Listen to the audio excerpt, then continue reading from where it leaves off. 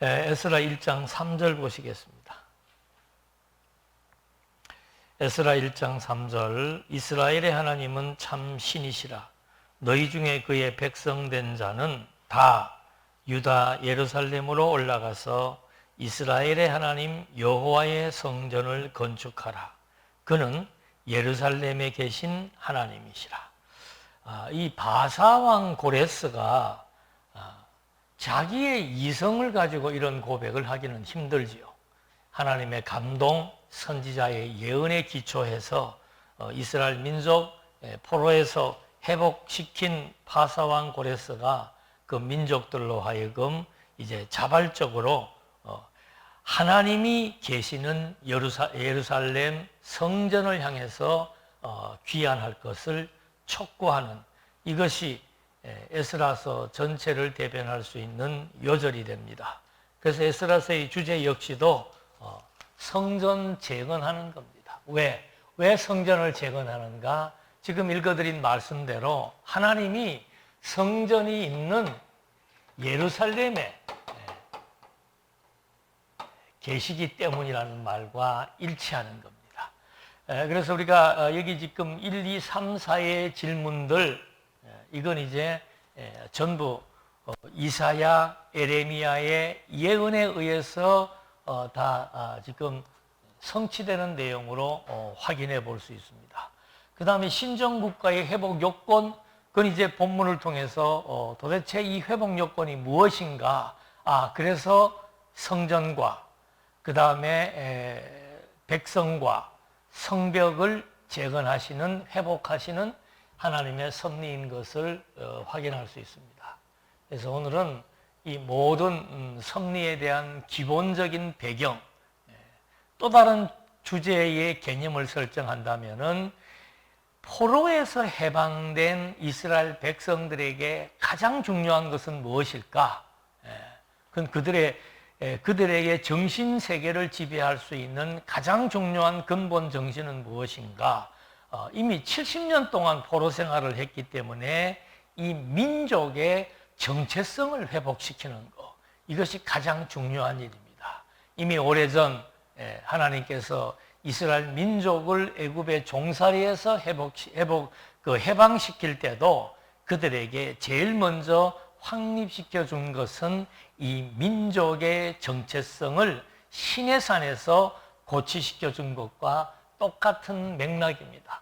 그래서 이건 일단 우리가 모세가 이제 여기 중요한 역사의 근간으로 자리합니다. 그 다음에 다윗입니다. 모세가 중요한 이유는 출애굽기 19장 5절과 6절 말씀입니다. 일단 모세를 통해서 지금도 보는 것처럼 고레스라고 하는 것은 파사 왕입니다. 페르시아 왕이에요. 그 이방 나라 왕에 의해서 지금 하나님이 이렇게 섭리해 나갑니다. 그걸 보여줄 때 진짜로 5절 말씀에 이 세계가 하나님께 속했다는 것을 이미 1500년 때 하나님은 모세를 통해서 주지해 줍니다. 그 다음에 애굽에 노예 생활하던 이 민족의 정체성은 제사장 나라이며 그들은 거룩한 백성이라고 딱 명시를 해줍니다. 그 다음 이 제사장 나라의 중요한 요소가 뭔가? 그건 출애굽기 내기의 순서대로예요. 제사장 나라라고 선언을 해주고 그 제사장 나라에게 맞는 율법, 그 다음에 성막, 그리고 제사입니다. 그래서 지금 이 백성들이 솔로몬 때 이미 이제 솔로몬 이후 여로보암 때 남북이 분열되었다 그랬습니다. 그래서 이게 722년도, 그 다음에 609년도에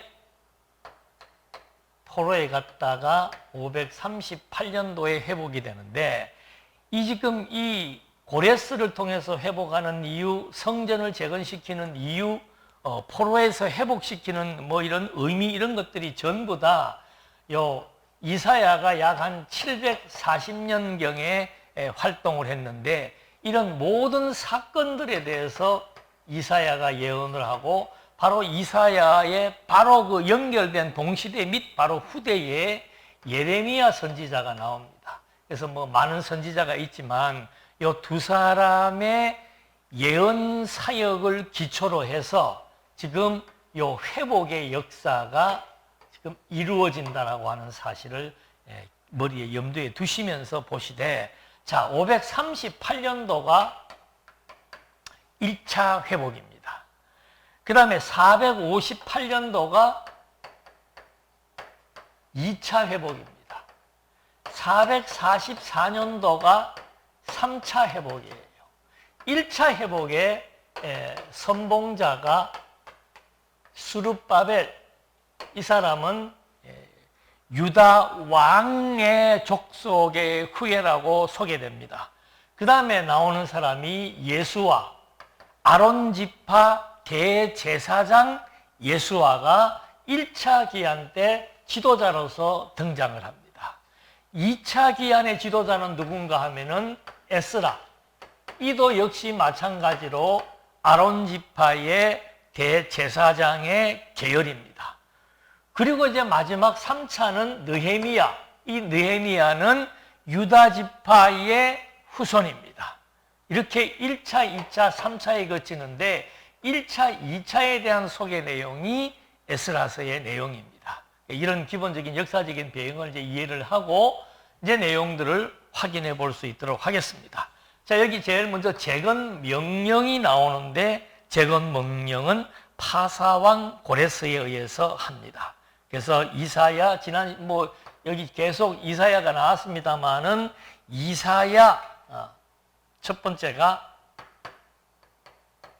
파사왕 고레스에 대한 명령입니다. 그러니까 이게 무슨 의미가 있는가 하면은 바벨론의 포로 생활도 이방 나라에다가 집어넣었다가 거기에서 회복을 시켜서 복구를 시키는 과정도 철저하게 이방 나라 파사왕에 의해서 섭리되어 나가도록, 그래서 고레스, 아닥사스다, 다리오 이런 페르시아 왕들에 의해서 성전 재건, 촉구 이렇게 지금 다 섭리되어집니다. 이런 내용들이 이사야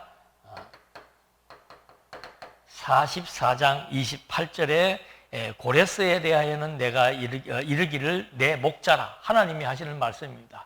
이사야 선지자를 통해서 앞으로 200년 뒤에 고레스라고 하는 파사왕을 하나님이 세우는데 그건 내가 세운 내 목자다 하면서 무엇을 위해서 세웠는가? 바로 만백성을 굴복시키고 제왕들을 무장 해제시키기 위해서 이를 세웠다. 그래서 바벨론, 애굽, 아수르 그 주변 나라들을 다 이 페르시아가 점령을 하면서 제국을 형성하게 됩니다. 이게 벌써 200년 전 이방 나라 파사왕에 대해서 이미 이사야가 예언을 했다라고 하는 거. 그 다음에 나오는 것이 뭔가 하면은 고레스가 어명을, 칙령이라고 그러죠. 어명, 왕의 명령을 선포하게 됩니다. 그 선포 내용은 뭔가 하면은 이사야 45장 4절에 나오는데 그 선포 내용은 뭔가 파사왕에게 이사야 선지자의 예언입니다. 이스라엘을 도우라. 이스라엘을 도우라. 그리고 나는 너를 지명하여 불렸다. 하나님께서 파사왕 고레스를 지명해서 불렀는데 이유가 뭔가? 이스라엘을 도우라고 불렀다. 나를 알지도 못하는 너에게 이 자비를 내렸다. 왕이라고 하는 이 일대를 다 점령할 수 있는 그런 엄청난 제왕으로서의 자기를 하나님이 내렸다라고 하면서 내가 여호와라, 나 같은 이가 없다 하는 사실을 하나님이 이사야를 통해서 이방 나라 고레스를 통해서 하실 모든 섭리의 내용들을 이렇게 자세하게 말씀하시면서 파사를 통한 회복에 대한 예언을 얘기합니다. 그 다음에 이제 포로 귀환, 파사왕을 하나님이 왜 세웠으며 파사왕이 이스라엘 민족들을 예루살렘으로 돌아가라고 하는 내용에 대한 근간을 밝혔습니다. 그 다음에 포로에서 귀환하는 내용이 소개되는데, 이것 역시도 이사야 44장 28절에 포로 귀환을 시키려고 하는 이유는 뭔가 하면은 예루살렘으로 귀환해서 성전을 재건하라. 이게 지금 벌써 다 이때 이미 다 이사야, 에레미야를 통해서 예언된 내용이 이렇게 파사왕 고레스를 통해서, 지난 시간도 그런 말씀을 언급드렸습니다마는 이 파사 지역의 왕들은 자기네 다른 나라 사람들이 섬기는 신들에 대해서 만약에 무시하거나 이미 그 명령을 받았잖아요. 그 명령을 이해하지 않으면 자기들에게 해가 온다는 것을 철저하게 믿고 있기 때문에 모든 내용의 내용들을 하나하나 밝히면서 지금 이스라엘 민족들로 하여금 본국으로 돌아가서 예루살렘 성전 재건하게 될 것을 촉구하는 그런 내용들이 먼저 나오게 됩니다. 그러면서 이제 귀환에 대한 귀환자 명단, 그 다음에 성전 기명 이런 것들이 다 나오는데, 뭐 거기 나중에 이제 자세히 보게 되면 유대 사람들, 그 다음에 베냐민의 어른들, 그러니까 우리가 그 공부할 때 그걸 밝혔잖아요. 여기 지금 이렇게 있으면 여기가 블레셋이고 이만큼이 유대 땅이에요. 유대 땅 바로 위에 있는 것이 베냐민입니다. 그러니까 베냐민의 일부가 북쪽으로 남북이 분열될 때 올라갔고, 베냐민의 일부는 또 유다와 합세를 하게 된 거예요. 그 베냐민을 하나님이 철저하게 보호하고 계시는 것을 확인해 볼 수 있습니다. 그 다음에 또 누가 오는가? 그러니까 유다 백성들, 베냐민 사람들, 그리고 제사장과 레위 사람들, 이렇게 해서 하나님에게 감동된 사람들에게 자발적으로 본국으로 돌아갈 수 있는 그런 내용들이 소개가 되는데, 그것을 지휘한 사람이 누군가 하면은 바로 스룹바벨이라. 여기에는 뭐라고 나오는가 하면은 총독 세스바살이라고 나옵니다. 그 세스바살이라고 하는 말은 바벨론식의 명칭입니다. 유대 명칭은 스룹바벨이죠. 그래서 이 스룹바벨은 여호야긴, 포로 생활할 때 여호야긴의 아들 쭉 누구 나오면서 스알디엘의 아들 스룹바벨이라고 족보에도 명시가 됩니다. 그래서 이 스룹바벨에 의해서 이제 다시 나라가 재건되게 하는 거. 그 다음에 또 이렇게 해서 귀환자의 명단이 소개가 되어서 여기는 이제 스룹바벨에 의한 민족의 재건 역사, 회복의 역사가 소개가 되죠. 그래서 이 귀환자 명단에서 중요한 게 누군가 하면은 뭐 지난 시간은 간단하게 이해했습니다만은 총 10명의 지도자가 나오는데, 그 중에 중요한 지도자 4사람. 첫 번째 스룹바벨, 이게 왜 중요한지. 두 번째 여호수아 대제사장입니다. 세 번째 느헤미야. 이 명단이 지금 여기 다 나오는 거예요. 그 다음에 네 번째가 누군가 하면은 모르드게. 자, 스룹바벨은 유다 지파의 왕입니다. 그래서 이 사람에 대해서 하나님은 학개 2장 23절에 내가 너를 세웠고 너를 인장으로 삼겠다. 그러니까 실제로는 파사왕이 스룹바벨을 총독으로 임명해가지고 지금 파사는 뭐 지금의 이란이라고 그랬죠. 여기에 이란이 있고 여기에 바벨론이 있는데, 여기로부터 이제 이렇게 가게 하면서 누구를 보냈는가 하면은 총독으로 스룹바벨을 지명해서 보낸 거예요. 그 다음에 또 왔던 게 예수와 대제사장 예수아가 왔을 때 하나님이 그에게 금과 은으로 배합해서 금면류관을 씌우라고 얘기함으로 말미암아 이 스룹바벨은 총독이었지만은 하나님의 인장으로 삼는, 하나님이 세운 유다 지파의 왕이라는 것을 명시해주고, 그 다음에 예수아는 뭔가 하면은 대제사장이에요. 대제사장이 왜 2인자로 등극을 하는가? 이 나라가 어떤 나라입니까? 제사장 나라예요.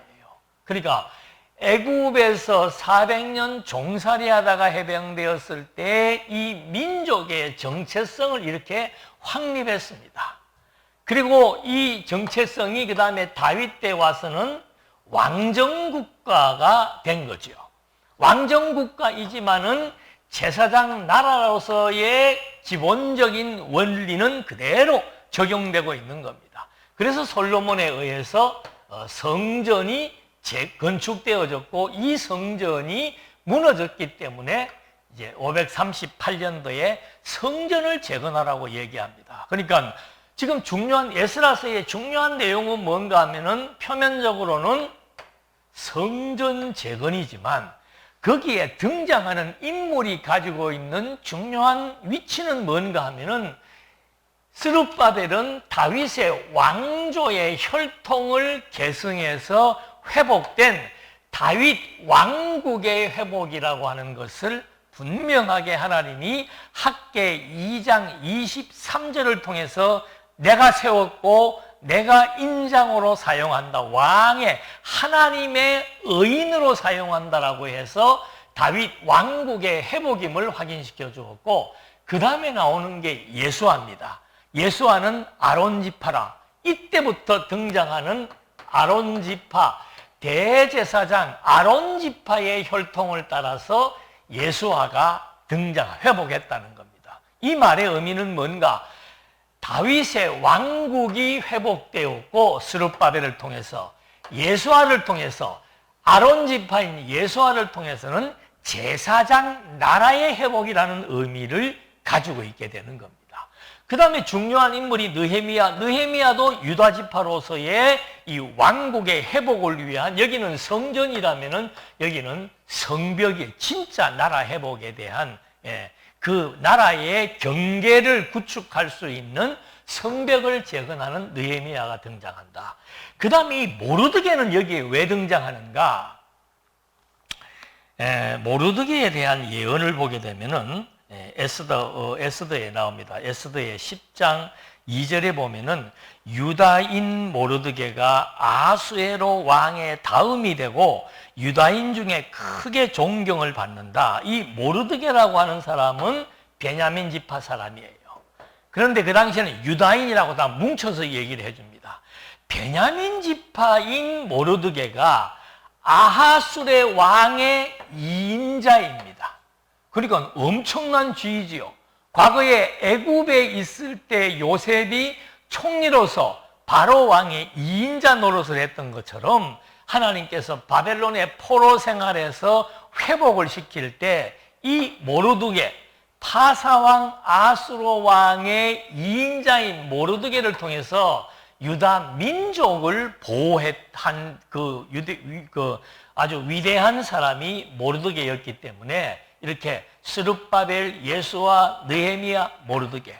모르드게는 베냐민 사람이었지만은 유다 백성을 완전히 몰살하려고 하는 그런 위기에서 구출한 사람. 그래서 이 민족들이 그 위기에서 잘 무사히 예루살렘으로 돌아올 수 있도록 했던 그런 아주 중요한 인물입니다. 그렇게 이 중요한 사람들을 밝혀놓고 전체 명단을 밝히지요. 그 전체 명단에 유다와 베냐민 사람들의 명단이 나오게 되고 그 다음에 이제 제사장의 명단이 나오고 그 다음에 성전 재건에 대한 족장들이 나오고 예물이 나오고 제사장의 의복 등등의 중요한 제사장과 관련된 것들이 많이 이제 치밀하게 나오고 해서 총수가 약 한 4만 2천 명 정도가 1차의 귀한 자 명단으로 소개가 됩니다.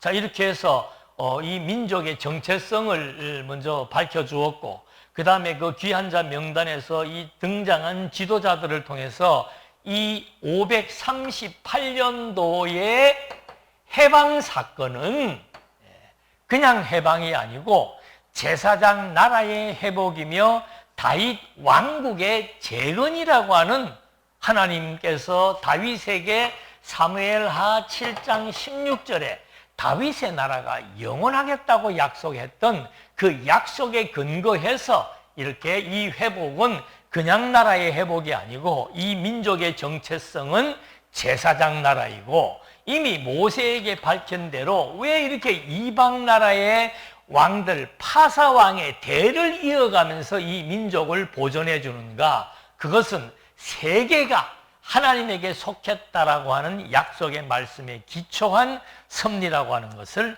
확인해 볼 수 있는 겁니다. 이렇게 해서 이제 민족의 정체성, 성전 회복을 위한 백성들의 귀환이 마치게 되니까 그 다음에는 이제 진짜로 성전을 재건하게 되는 그런 역사가 나타나게 되는데 성전 공사를 이제 재건 공사를 하게 되는데 여기에도 보면은 3장 1절에 보면은 백성들이 일제히 예루살렘으로 다 모였다 그랬습니다. 이게 무슨 말인가 하면은 유다 지파가 사는 성읍들이 한 100개가 됩니다. 그런데 그 성읍 중에서 이 예루살렘은 수도고 그 예루살렘 안에 성전이 있기 때문에 예루살렘의 성벽이 이렇게 따로 쳐져 있습니다. 그리고 나머지 성읍들에는 유다인들이 이렇게 흩어져 사는데 자, 예루살렘의 성전을 재건하였다라고 하는 것이 공포되니까 백성들이 막 일제히 이러고 뭐 다 도구를 들고 모이게 되는 그것을 이제 확인해 보는데 일치단결해서 백성들이 모였을 때 하나님 앞에 번제를 드리고 절기를 지킵니다. 그 절기가 초막절입니다. 초막절은 뭔가? 과거 여기서부터 초막절을 광야에서부터 초막절을 지켰는데 그 초막절을 지키는 이유는 바로 뭔가? 이스라엘 민족이 400년 노예에서 해방되어 가지고 우리가 광야에서 가나안 땅을 가기 전까지는 광야에서 천막을 치면서 하나님의 보호를 받고 40년을 지내왔다는 것을 기억하게 하는 것처럼 마찬가지예요. 이 성전 재건을 하기 전에 먼저 절기를 지키는 이유는 우리가 바벨론에서 포로되었다는 사실을 기억나게 하기 위해서 초막절을 지키게 하는 겁니다. 그러면서 이제 공사 개시를 하게 되는데 그 공사 개시를 하는데 백성들이 모여서 다윗의 규례대로 찬송했다라고 하는 말이 이제 나오게 됩니다. 다윗의 본문에 다윗의 규례, 성전 공사 진행의 중요한 대목이 뭔가 하면은 다윗의 규례대로 이제 백성들이 찬송을 했다. 그러면 다윗의 규례가 뭐냐 하는 것이 본문에 나와요. 다윗이 예루살렘으로 다른 지역에 있던 언약궤를 모셔왔을 때 다윗이 어떻게 했는가 하는 그것이 다윗의 규례입니다. 그때 제사장들은 예복을 착용합니다. 반드시 제사장이 입어야 되는 옷이 따로 있습니다. 그 옷을 착용하고 나팔을 들고 나와서 이제 나팔을 불면서 여호와를 찬양하게 되고 레위 지파의 이 아삽은 성가대원들입니다. 이 사람들은 재금, 즉 우리로 말하면 뭐 가야금 같은 그런 악기예요. 그런 악기들을 들고 나와서 악기를 연주하면서 여호와께 찬양을 하는 그것이 다윗의 규례. 이미 천년 때 다윗이 언약궤가 예루살렘으로 입성할 때 드렸던 그런 다윗의 규례와 똑같은 방식으로 성전을 재건하기 전에 여호와께 먼저 찬송을 드린다 그랬습니다. 그러면서 이제 성전에 지대를 놓게 되는 겁니다. 기본 초석을 놓을 때 이제 백성들이 다 찬송하는 그룹도 있고 통곡하는 그룹도 있고 왜? 통곡하는 사람들은 이제 노인들로서 무너지기 전 포로생 이 70년이 지났죠. 이때 예루살렘의 성전을 기억했던 노인들은 그 성전이 회파된 걸 바라보고 거기에다가 다시 성전의 기초 작업을 시작할 때 정말 회한이 넘치죠. 70년 동안의 포로 생활, 과거에 찬란했던 예루살렘 성전, 그거를 기억하면서 통곡을 하게 되고 젊은이들은 예루살렘의 성전이 회복되기 시작하는 첩삽을 뜰 때 하나님 앞에 영광의 찬송을 드리게 되는 겁니다. 그런데 이렇게 다윗의 규례대로 백성들이 찬송을 하게 되니까 바로 이제 그 다음에 방해, 공작이 시작되게 되는 것을 확인하게 됩니다. 그러니까 이 북쪽에 있던 사람들, 완전히 여기에서 패망했던 북이스라엘의 이때는 이제 혼혈족들이 돼버립니다. 그나마 혼혈족이 아닌 사람들이 이제 나중에 여기로 돌아오게 되었는데, 북쪽에 주둔하면서 거의 이제 사마리아 사람, 그러면 유대인들은 사마리아 사람 이방인이지 그 사람을 동족이라고 생각하지 않습니다. 그 사람들이 그 성전 건축하겠다는데 같이 동참하겠다고 하니까 당연히 거절하지요. 그러니까 이제 아닥사스다 왕에게 고발장을 냅니다. 이 사람들이 성전을 건축하고 나라의 위상을 찾게 되면은 세금도 내지 않을 것이며 반역을 해서 이 페르시아에 대한 왕에 대한 반역을 할 것이다라고 하는 모함을 하게 되는 겁니다. 그래가지고 16년을 중단하게 되는 겁니다.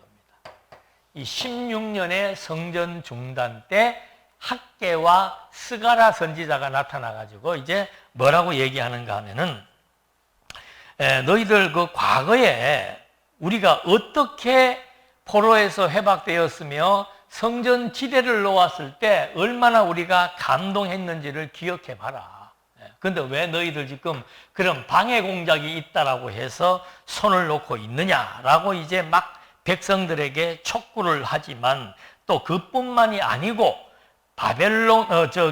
파사왕 고레스 원년에 이미 이제 또 고레스 왕, 이때 고레스가 내린 조서가 있습니다. 여기에 성전을 재건하라고 했던 그 조서를 다시 이제 한 번 더 낭독하게 합니다. 그리고 6장 14절에서는 이제 선지자 학개 스가랴가 성전 재건에 대한 당위성을 얘기함으로써 다시 이제 성전 건축하는 일이 형통하게 되었다라고 하는 것으로서 이제 한 20여 년 만에 성전 공사가 완공되는 그런 이제 큰 하나의 이 포로에서 회복된 가장 큰 역사가 여기에서 발생을 하는 겁니다. 그러니까 자, 이 파사왕에 대한 명령, 그래서 포로가 귀환되고 그 다음에 귀한 자들의 명령과 그 당시에 이스라엘 유다 백성들의 지도자들이 다 여기에 열거되고 그 다음에 다 이렇게 군집되게 되니까는 약속대로 성전 공사가 진행되었는데, 진행되기 한 2년쯤 지나서 바로 방해 공작이 들어와서 16년 동안 중단되었다가 다시 또 이때 했던 그 칙령을 다시 꺼내들고 선포하게 됨으로써 다시 이제 이 공사가 완공되게 되는, 정말 우여곡절이죠. 모든 일이 쉽게 되는 일이 없습니다. 이렇게 해서 하나님의 예언, 하나님이 보낸 선지자의 예언대로 하나하나 진행되고 하시면서 이제 일이 다 성전이 완공되게 되니까, 여기 2차라고 그랬죠. 80년 성전이 완공된 지 80년 뒤에 누가 등장하는가? 이때 2차 기한에 에스라가 등장을 합니다. 그 에스라는 누구라 그랬습니까? 아론 지파 계통의 대제사장의 반열에 있던 그런 아론 지파의 에스라가 등장을 해가지고 바로 백성들에게 율법 교육을 이제 실시하게 되는 내용이 그 다음에 2차 기한으로부터 시작되게 되는 거죠. 그러니까 이때도 참 놀라운 사실은 에스라가 기한했을 때가 이제는 80년이 지났기 때문에 스룹바벨 예수아가 죽고, 그 다음에 파사왕 고레스의 그 다음 세대의 아닥사스다 왕이 등장을 합니다. 근데 이 사람이 7장 23절에서 뭐라고 얘기를 하는가 하면은, 하늘의 하나님의 전을 위하여, 하늘의 하나님, 그냥 여호와라 하지 않고 자기가 생각할 때는 그냥 하늘에 있는 하나님이 얘기하는 겁니다. 하늘의 하나님의 전을 위하여 하늘의 하나님이 명령하신 것을 삼가 행하라. 그게 뭔가? 어찌하여 진노가 왕과 왕자의 나라에 임하게 하랴. 자, 하늘의 하나님이 명령한 것을 너희들이 행하라. 그것을 행하지 않게 되면은 왕과 그 다음에 그 진노가 왕과 왕자에게 임할 수 있기 때문에 그것을 행하라고 촉구합니다. 그 내용이 7장 25절에 에스라여 하면서 에스라에게 하는 말입니다. 아닥사스다 왕이 에스라에게 너는 내 손에 있는 내 하나님의 지혜를 따라 내 하나님의 율법을 아는 자를 법관과 재판관을 삼아 강 건너편 모든 백성을 재판하게 하고 그중 알지 못하는 자는 너희가 가르치라고 하는 이 명령을, 율법을 가르치고 율법으로 백성을 재판하라고 하는 이 명령이 너희가 섬기는 하나님의 명령이지 않느냐, 그 얘기를 지금 이 아닥사스다 왕을 통해서 백성들에게 칙령이 내려지게 되는 거예요. 이렇게 해서 이제 백성들에게 율법을 가르쳐야 되는 그 당위성을 아닥사스다 왕을 통해서 확정시켜주는 내용으로 시작하게 되는 거죠. 아까도 말씀드렸죠. 여기에 있는 이 1차, 2차, 1차의 성전 재건의 이유, 2차 율법 교육의 이유, 이게 전부 다 너희 하나님이 했던 그 명령이라고 얘기하는 겁니다. 그게 바로 뭔가 1500년대의 모세로 약 한 1000년 전이죠. 이때로부터 1000년 전 모세에게 하나님께서 확립해 주었던 이 민족의 정체성은 제사장 나라이다. 더군다나 왜? 세계가 내게 속했다는 것을 명시해 줍니다. 애굽의 권세로부터 내가 너희를 벗어나게 했잖아. 그 애굽 권세가 내게 속해 있다. 애굽뿐만이 아니고 이 일대의 주둔에 있는 모든 이방 나라들이 다 나에게 속해 있다. 그런 내가 너희를 제사장 나라로 삼았다. 제사장 나라로 삼았으니까 너희들에게 가장 먼저 필요한 것은 하나님 제사장 나라의 주관자이신, 세계를 주관하시는 여호와 하나님의 뜻이 무엇인지를 알아야 될 것 아니냐. 그 뜻이 율법을 통해서 주어진단 말입니다. 그래서 그걸 하나님의 명령이라고 얘기하는 거예요. 그럼 율법의 핵심은 뭔가? 그건 하나님만 신이고 절대로 우상을 섬기면 안 된다는 것이 율법의 대강령입니다. 하나님을 사랑하라. 하나님을 사랑하는 것이 뭔가? 율법을만 통해서 하나님의 존재를 확정하고 우상을 숭배하지 않는 겁니다. 이웃을 내 몸과 같이 사랑하라. 이웃을 내 몸처럼 사랑하는 것이 뭔가? 이웃들에게도 역시 하나님만 신이시며 우상을 숭배하지 않는 것이 이웃사랑이라 이 말입니다. 그래서 예수님이 베드로에게 네가 나를 사랑하느냐? 그거 하나님 그리스도에 대한 사랑이지요. 네가 나를 사랑하느냐? 나를 사랑한다면은 이웃을 사랑하라 이 말입니다. 그 이웃사랑이 뭡니까? 바로 내 양들에게 복음, 그리스도에 대한 정체성을 확정시켜라. 내 양들을 먹여라. 그 이야기가 바로 하나님 사랑, 이웃사랑의 얘기인 거죠.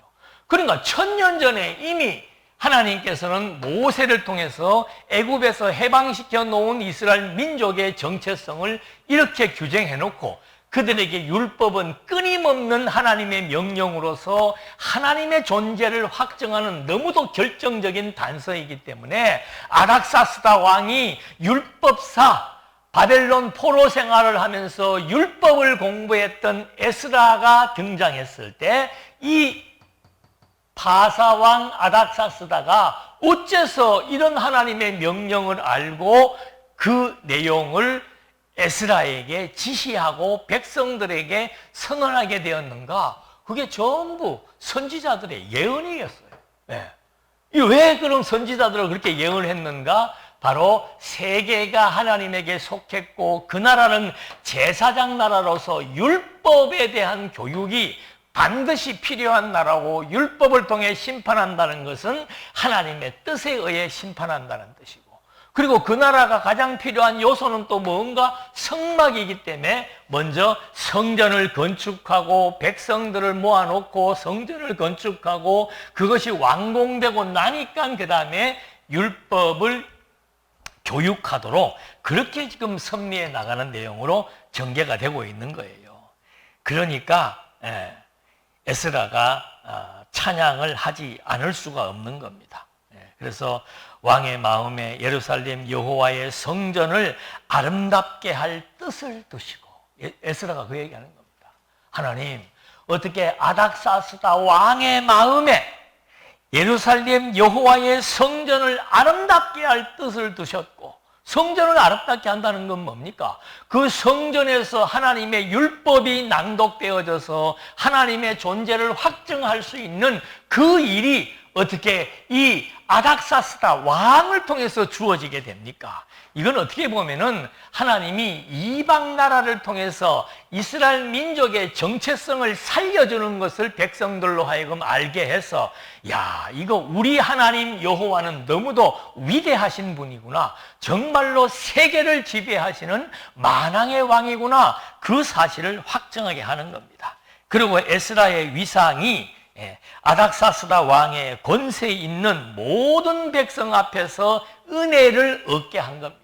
그러니까 이 아닥사스다가 이 모든 권세를 에스라에게 위임한 사실을 백성들 앞에 선포를 하는 거예요. 그러니까 에스라 입장에서는 그 일을 감당하기가 너무 좋은 거죠. 당시에 최고의 왕인 아닥사스다 왕이 에스라를 불러가지고 백성들에게 율법을 교육하라, 이것은 하나님의 명령이기 때문이다 라고 말해준 그것에 의해서 백성들에게 그대로 율법을 교육할 수 있는 그런 내용들로 소개가 되는 겁니다.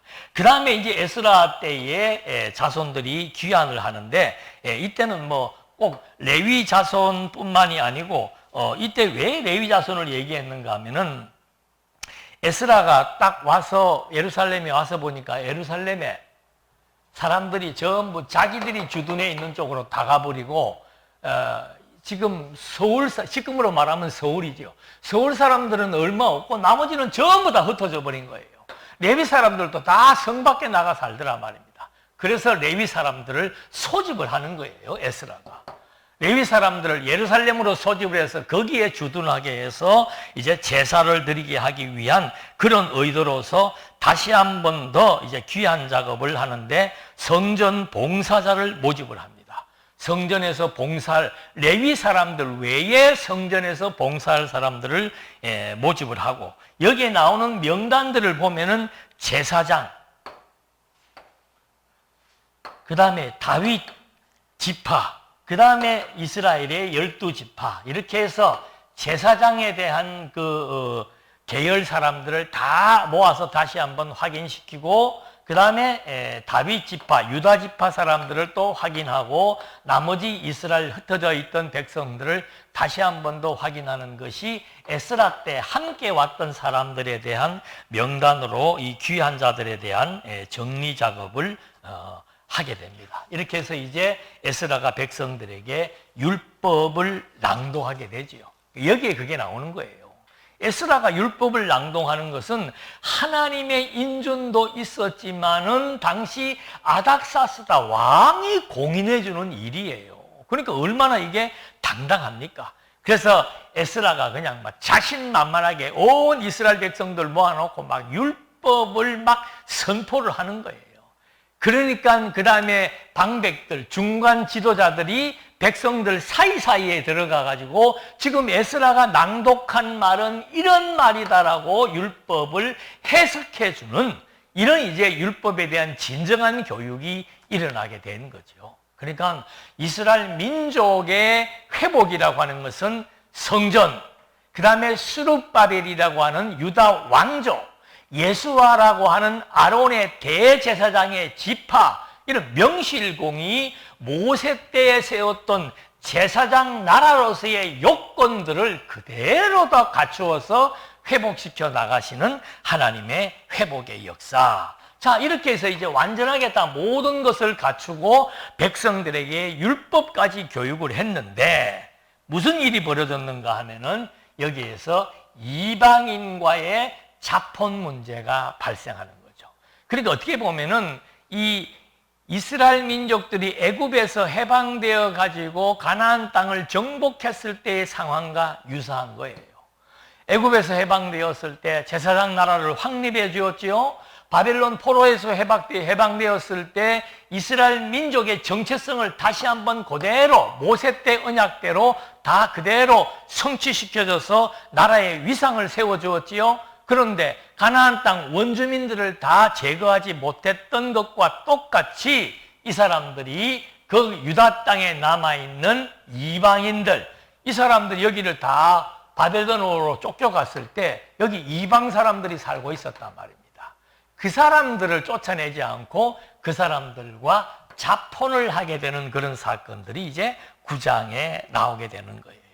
그래서 이때가 아까도 말씀드린 대로 이제 왕의 존재가 스룹바벨이라고 하는 존재가 사라지게 되고 이스라엘 민족의 또 정신적인 지배자인 대제사장 예수아도 죽게 되니까 이런 이제 자폰의 문제가 생기게 된 겁니다. 그래서 에스라가 이제 하나님 앞에 나와서 기도를 하면서 우리 이민족을 바벨론의 포로에서 해방시켜 주신 여호와 하나님, 성전을 재건하게 해주신 여호와 하나님, 성읍의 울타리를 주셨음에도 불구하고, 그러니까 이스라엘 민족들을 이렇게 유다 지역에 회복시켜서 다 살아가도록 하나님께서 다 역사해 주었음에도 불구하고 이들이 이방 원주민들과 혼인하게 되었다는 거, 이게 이제 신명기 7장 3절 율법에 다 벗어나는 일들입니다. 그래서 신명기 7장 3절에 그들하고 혼인하지 마라.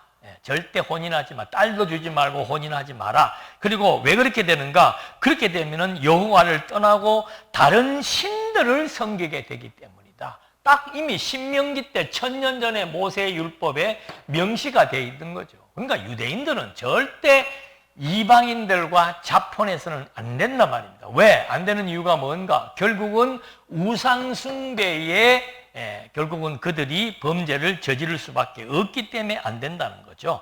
그래서 이제 그런 문제에 대해서 단호하게 에스라가 이제 종교개혁을 단행하게 되는 내용이 그 다음 장에 나오게 되는 겁니다. 그래서 그런 문제를 촉구하니까 백성들이 회개하고 이제 다 모여서 이제 그 부분에 대해서 회개를 하게 됩니다. 그러니까 회개하는 걸로 끝나는 게 아니고 그 다음에 이런 그 아내와 이방 아내로 나왔던 자식들을 다 쫓아내겠다라고 하는 방출에 대한 다짐을 합니다.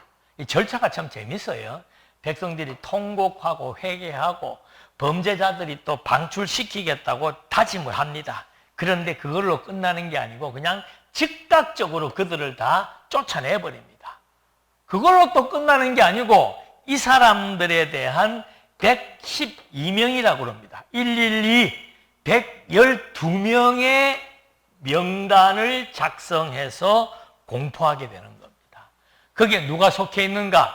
제사장들의 명단, 레위 사람들의 명단, 또 성전 봉사자들의 명단, 일반인들의 명단, 제사장 누구 다 레위 누구 성전 봉사자 누구 일반인 누구 이걸 다 기록에 남기게 되는 거예요. 이게 얼마나 창피스러운 일입니까? 이걸 그대로 다 해서 이스라엘 백성들로 하여금 다시는 이런 범죄를 저지르지 않도록 정말 엄청난 개혁을 단행하게 된 거죠. 그렇게 하게 된 이유가 바로 뭔가? 이 민족은 어떤 민족이기 때문에? 거룩한 민족이기 때문에. 그래서 백성들로 하여금 제사를 드리는 것이 바로 뭔가? 하나님과의 소통의 문제도 있고 예배의 문제도 있지만 이 백성들이 죄를 저질렀을 때 제사를 통해서 그 거룩성을 회복하도록 거룩한 민족으로서의 정체성을 그대로 유지할 수 있도록 하기 위해서 이렇게 마지막에 범죄 사건을 놓고 이 범죄로 말미암아 이 민족은 거룩한 민족임을 한 번 더 개혁을 통해서 명시해 주게 되는 겁니다. 자, 538년도에 포로에서 회복이라고 하는 사건은 이것이 전부 다 예언대로 이루어졌으므로 말미암아 이스라엘 민족의 정체성이 무엇인지를 밝혀주는 겁니다. 우리가 왜 포로에서 해방되었는가? 이미 선지자들의 예언이 있었다. 왜 그 예언을 했는가? 그 예언은 누가 했는가? 하나님이 하게 하신 거다. 왜 하게 했는가? 이미 다윗과 약속한 대로 다윗의 나라는 영원할 것이라고 약속을 했기 때문에 70년 포로 생활을 했음에도 불구하고 200년 전 파사왕 고레스 이름까지 명시됩니다. 그 사람을 통해서 해방시키겠다고 한 약속대로 다 이루어지게 하시는데, 그 이루어진 내용들은 이 민족의 정체성 그대로 성전을 재건하게 되고, 성전이 재건되니까 율법학자 에스라를 통해서 백성들에게 율법을 교육하게 되고, 또 백성들이 이방인과의 혼혈을 통해서 범죄를 저지르니까 그들을 다시 거룩한 백성으로 구별하는 종교개혁을 단행함으로써 정말로 에스라서의 내용은 선지자 이사야의 예언대로 이스라엘 민족의 정체성을 회복시켜 나가는 하나님 여호와 살아계심에 대한 산 역사를 우리에게 확정시켜 주는 거라 이 말입니다. 이런 회복의 역사가 나중에는 누구를 통해서? 그리스도를 통해서 하나님께서 이방 왕 페르시아 왕 고레스, 아닥사스다, 아하수에로, 다리오 왕들을 들어서 이스라엘 민족을 구원하게 했던 역사처럼 하나님의 아들 그리스도는 오셔가지고 이제는 이방 민족이든 유대 민족이든 상관없이 당신을 통해서 이 구약적 모든 하나님 나라에 대한 모형적인 역사가 하나님의 아들 그리스도를 통해서 실체적으로 재건되는, 회복되는 그런 역사가 하나님의 아들 그리스도를 통해서 이제 펼쳐질 것에 대한 예언이며 모형이라고 하는 사실들을 우리에게 증명해 주고 있는 겁니다. 왜 예수님이 오셔가지고 하나님의 나라를 선포했는가? 왜 예수님이 오셔가지고 이방이든 유대든 가리지 않고 다 당신을 통해서 생명을 얻게 하시는가? 이미 사망한 자들의 생명을 그리스도를 통한 회복의 역사, 이미 몰락한 유대 나라의 역사가 그리스도를 통해서 전 세계 만방에 펼쳐나가는 회복의 역사, 이것이 하나님의 아들 그리스도를 통해서 회복되어지는 하나님 나라 교회의 역사로 오늘 21세기에도 그대로 진행되고 있음을 우리들로 하여금 경험하게 하시는 살아계신 하나님의 존재를 지금도 깨닫게 하신다는 사실을 또 한 번 확인케 하는 내용입니다. 기도하시겠습니다. 살아계셔서 세계를 지배하시고 우주와 만물을 다스려 나가시는 여호와의 권능이 오늘 우리들로 하여금 하나님의 자녀가 되게 했고, 오늘 우리들로 하여금 하나님 나라의 백성으로서의 삶을 살아갈 수 있는 자녀되게 하심에 또 한 번 감사를 드립니다. 이 민족의 역사가, 세계의 역사가 하나님의 뜻을 따라 진행됨에 있어서 오늘 우리들을 하나님의 아들 그리스도를 통해서 끝까지 함께해서 보호하신다는 사실이 오늘 힘든 현실을 살아가는 모두에게 위로가 되며 하나님의 살아계심을 확증하고 의지할 수 있는 단서가 되게 하심에 대해 진심으로 감사드리며 예수님의 이름으로 기도드립니다. 아멘.